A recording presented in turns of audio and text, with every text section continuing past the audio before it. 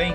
Meu nome é Rafael Fernandes Chitão, eu sou advogado, professor, escritor e atualmente eu curso o programa de pós-doutorado em Direito da Universidade de Messina, na Itália. Estou aqui com vocês hoje a convite da doutora Camila Prado, que é a coordenadora do Direito Animal em Movimento, que antes de começarmos o que temos a tratar hoje, eu parabenizo a doutora Camila e digo que ações assim, atitudes assim, são completamente importantes no cenário do direito animal, porque nos faz entender, nos faz conhecer melhor sobre esse importante e delicado assunto. Então, através deste canal, através do Direito Animal em Movimento aqui no YouTube, vocês poderão, sem sombra de dúvida, acompanhar as mais importantes decisões do Judiciário brasileiro em relação a esse tema. E por aqui nós vamos comentar essas decisões, vamos tentar demonstrar de uma maneira didática o porquê aquela decisão foi tomada, baseada em qual princípio, baseada em qual ponto de vista, qual aspecto, se foi através de um aspecto antropocêntrico, ecocêntrico, biocêntrico, enfim. Fica ligado aqui no canal, inclusive já deixa o teu curtir aqui embaixo, já compartilha esse vídeo, faz com que essa informação ela chegue àquela pessoa que realmente precisa desse conhecimento. Vamos transformar a nossa sociedade em uma sociedade justa, em uma sociedade equitativa, que garanta direito àqueles que tem uma maior dificuldade em ter o seu pleito, a sua prerrogativa reconhecida. Isso é o que eu considero mais importante. Tudo bem? Então, sem mais delongas, vamos entrar no nosso tema. Meus amigos, minhas amigas, o tema que nós vamos abordar hoje é o mínimo existencial e a ação direta de inconstitucionalidade 4903-DF. Mas antes de entrarmos efetivamente nesse tema, nós temos que nos contextualizarmos, tudo bem? Então, olha só, o novo Código Florestal ele foi sancionado.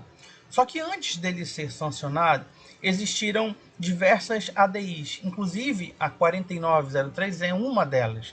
Nós vamos pegá-la como exemplo hoje para tratarmos o mínimo existencial ambiental, tudo bem? As outras nós, em outro momento, em outra oportunidade, faremos a análise, certo? Então, esse novo Código Florestal,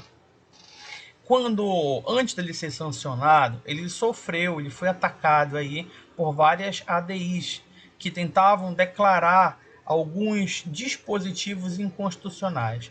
E a grande discussão dentro desse contexto inteiro foram, na verdade, a preservação permanente e a reserva legal, que, como eu acabei de falar, foram os pontos mais discutidos, porque eles seriam os pontos mais modificados, certo? Então, dentro do novo Código Florestal, apesar das suas belas palavras estarem recheadas de preservacionismo e conservacionismo, muito do que se viu ali era apenas um desenvolvimento econômico, deixando de lado toda e qualquer preocupação com o meio ambiente. Inclusive, cientistas, pesquisadores afirmaram que se alguns dispositivos desse novo código não fossem alterados ou não fossem respeitados da maneira que deveria, danos ambientais severos e de difícil ou até impossível reparação iriam acontecer. Então, é dentro desse contexto, é dentro dessa situação que nós vamos estudar o que é o mínimo legal, o mínimo existencial ambiental. Tudo bem? Então, olha só. Para que você tenha esse conceito mais aprofundado sobre o mínimo existencial ambiental, eu preciso que você volte comigo para algumas aulas sobre direitos humanos. O que na sua grande maioria, os direitos humanos eles pregam? Não é a vida em sua forma digna? Ora, se é a vida em sua forma digna, para ter uma maneira digna de viver, eu preciso primeiro estar vivo, não é verdade? Se eu preciso estar vivo, eu preciso, obviamente, ter saúde. E se eu preciso ter saúde, eu tenho que ter boas condições para isso. Então, veja que a dignidade da pessoa humana não é somente ela existir. A dignidade da pessoa humana é ela existir com saúde. E a saúde, ela não é só física, a saúde também é mental. De maneira que você precisa desenvolver todos esses conceitos para que você tenha uma ideia de vida digna. Pois bem, aqui no Brasil, na minha opinião, os direitos humanos eles estão positivados lá no artigo 5º da Constituição, onde explica a você os direitos e as garantias. E no âmbito internacional, ele está positivado lá no Pacto de São José da Costa Rica, que é um pacto regional de direitos humanos, que inclusive o Brasil ele é signatário. Além dele estar positivado também no DUDH, Declaração Universal dos Direitos Humanos, certo? Então, quando você entende aonde estão positivados, aonde estão elencados os direitos que são considerados humanos, você também vai começar a entender que dentro dessa positivação, dessa tipificação que eu acabei de te explicar, está inserido também um meio ambiente ecologicamente equilibrado como um direito humano, certo? E eu vou mostrar para você agora. Quando você abre o artigo 225 da Constituição, você vai ver que a proteção e a garantia de um meio ambiente ecologicamente equilibrado, ele é dever de todos e também do poder público, para que nós consigamos manter esse ecossistema funcionando para essa e para as outras gerações. Claro que eu não falei para você aqui a maneira literal, eu te dei uma outra interpretação com as minhas palavras, tudo bem? Então, quando você entende que o meio ambiente ecologicamente equilibrado, ele é a chave para que nós continuemos a existir e que nós permitamos que as futuras gerações também consigam viver em harmonia, nós entendemos que o meio ambiente saudável, ele é um direito humano. Por quê? Porque se você não mantiver esse meio ambiente de uma forma harmoniosa, doenças atingirão você, males atingirão você. E se, por exemplo, você vem a adoecer por conta de um ambiente que está ruim, que está insalubre, por exemplo, essa doença acaba por atingir a tua dignidade de vida. Se atinge a tua dignidade de vida, ela vai atingir a maneira como você vive. Se essa maneira que você vive é ruim, é danosa, pode acabar te levando ao óbito. E se leva ao óbito, você perde por obviedade a sua vida. E qual é a principal a principal garantia que os direitos humanos ele tutela, ele defende, ele te dá? Não é a vida? Segundo, não é viver de uma forma digna?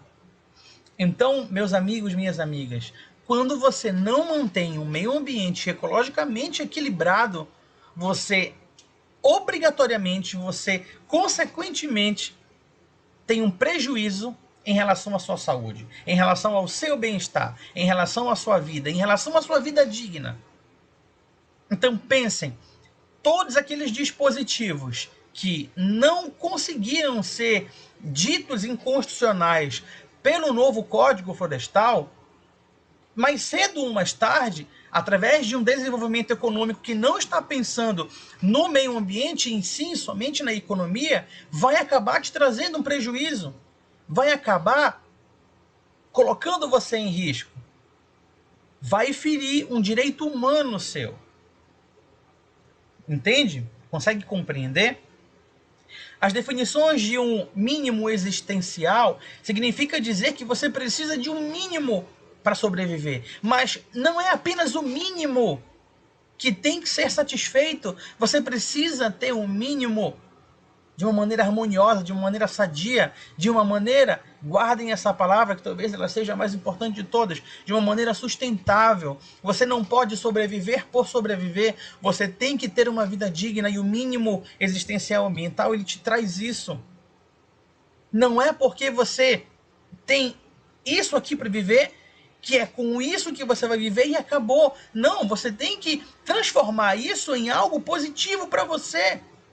E não só para você, mas também para a própria sociedade, para a comunidade em que você está inserido. Porque quando você promove uma mudança positiva na sociedade, você acaba promovendo uma mudança até interna.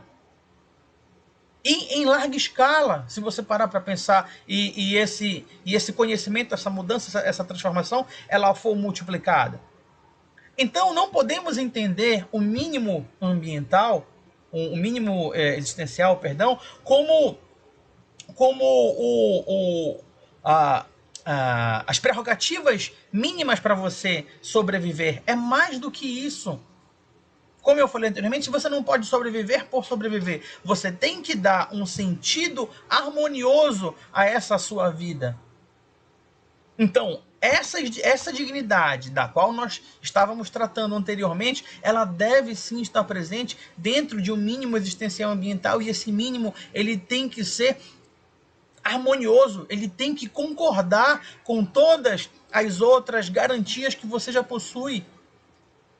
Não é porque eu possuo, vamos exemplificar aqui de uma maneira bem didática. Não é porque eu tenho direito a uma árvore que essa árvore que eu tenho direito, ela deve estar podre, ela deve estar no fim da sua vida. Não é isso. Você tem direito a uma árvore, então você tem que ter uma árvore frondosa, uma árvore bonita, uma árvore frutífera que vai te gerar oxigênio, que vai te dar frutos, que vai contribuir para um desenvolvimento sustentável. Quando a gente fala em mínimo existencial ambiental, estamos falando também de desenvolvimento sustentável. E esse é o principal, na minha opinião, o ponto em que não houve uma análise mais criteriosa por conta dos nossos legisladores em relação ao Código Florestal. Preocupou-se muito mais em você desenvolver o país de uma maneira econômica do que desenvolvê-lo sustentavelmente, de uma maneira racional. É importante lembrar que os recursos ambientais, eles não são infinitos, eles se esgotam. E quando todos esses recursos se esgotarem, a nossa própria vida ela vai estar em perigo, correndo inclusive risco de igual extinção. Tudo bem? Meus amigos, minhas amigas, por hoje eu me dou por satisfeito. Agradeço mais uma vez o convite da doutora Camila Prado para que eu tratasse desse importante tema com vocês. Tudo bem? Mais para frente teremos novos assuntos, teremos novos conteúdos e vamos sim discutir direito animal. Vamos sim discutir um direito animal que, inclusive, na minha opinião, ele já é um ramo autônomo do direito, embora esteja inserido no meio ambiente. Tudo bem? Eu fico por aqui. Um grande abraço, fiquem com Deus e até a próxima.